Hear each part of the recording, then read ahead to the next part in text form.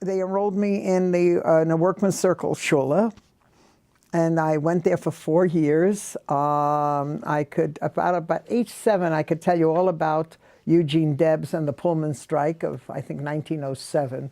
Don't ask me to tell you anything more, but I know at that age I could really give you the whole story. And I graduated from that. In Yiddish. All in Yiddish, all in Yiddish. It was an experience. We had wonderful teachers, wonderful teachers. But it was a traditional afternoon Yiddish school in an apartment building. I remember upstairs, and what was an apartment was turned into a Yiddish Volksschule, you know.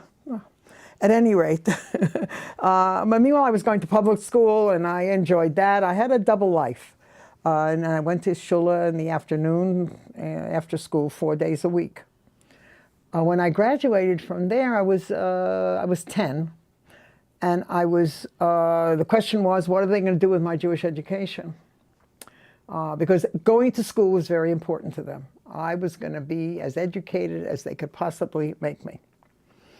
So they got me to Leibish Lehrer, who was the principal then of the Sholem Aleichem Mittelschule, which is high school, really. And I was 10 or 11, just about turning 11. And we lived in the Bronx, and this meant having to go by subway to, we were down on 17th Street. The shul, I think, was on 17th Street. Anyway, Manhattan, doesn't matter. And he took one look at me when my father brought him in, and Gubkin, this Meshuggah geworden, Gubkin, are you crazy? You know, she's a little girl. How is she going to go to Mittelschule? And my father said, don't worry, try it. So they put me into Mittelschule. And I was 10, and most of the kids in the class were at least 2 to 3 years older than me, which is a huge age difference at that point. I had a friend of mine who also was quite young, and she went with me, but she dropped out very quickly. And this was weekends. We went to school Shabbos and Zintik, Saturday and Sunday. So I had no weekends. School and Shabbos?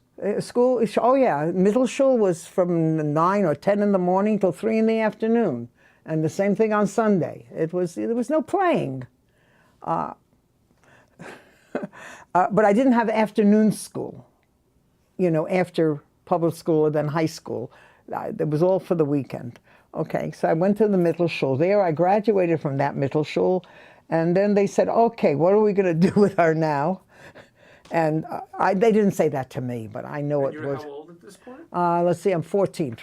I'm 14. So there was a Verband Mittelschule, the workers, the Jewish National Workers Alliance. Meanwhile, my father would tutor me in Hebrew a little bit at home, so I would stay. And they had a little Hebrew in the Sholem Aleichem Shul, as I recall. So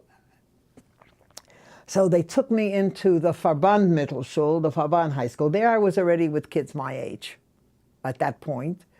And I went there for about 2 more years on weekends.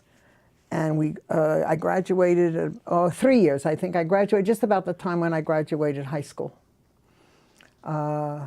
And then we went on to the Yiddish Alea seminar, but I mean, it was constant. It was just constant. And you enjoyed all this? No? Yes Oh, or no? yeah. Oh, yeah, because, look, studying was so rewarded emotionally and psychologically in the house that, and I was an only child, and I was an overachiever. You know, I look back at it. I was an overachiever. And it was encouraged and rewarded, not financially, but rewarded emotionally.